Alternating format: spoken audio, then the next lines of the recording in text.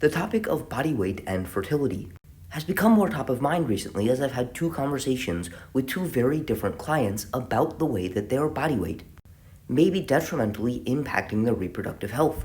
However, these two clients are almost polar opposites. By our clinical standards, one is considered overweight and the other is considered underweight.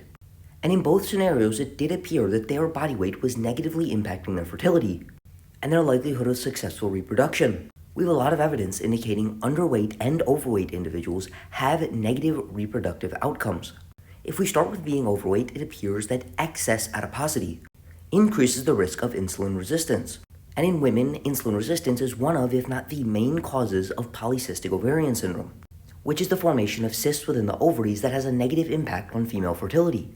We also see that obesity is characterized by a state of low-grade chronic inflammation, which indirectly also has effects on insulin sensitivity, but can also directly have adverse consequences on fertility, induce menstrual cycle irregularity, and decrease the likelihood of successful implantation. Additionally, specifically to men, the more adipose tissue we have, the higher the concentration of a specific enzyme called aromatase, which converts the androgens that are very important for the stimulation of spermatogenesis into estrogens, lowering things like testosterone in men and increasing the ratio of estrogen. With that being said, being too underweight also has negative impacts on fertility. For a while, it wasn't actually quite understood why.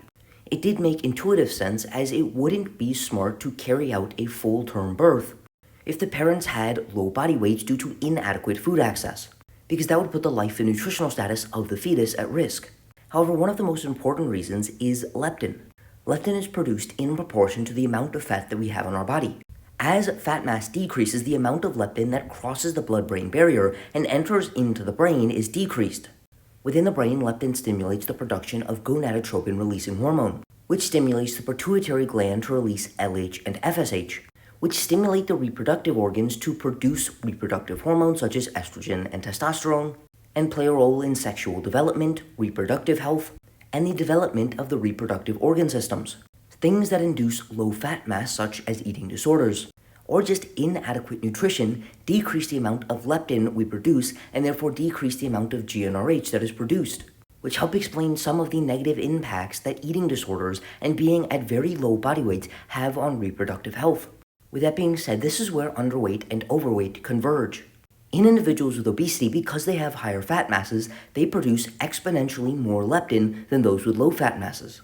However, it does appear that because of this high leptin production, their brain begins to become insensitive to this leptin, what we refer to as leptin resistance. And despite high circulating levels of leptin, this lack of leptin signaling within the brain decreases the production of GnRH and reduces the production of LH, FSH, and has negative impacts on menstrual cycle irregularity and reduces fertility in males and females.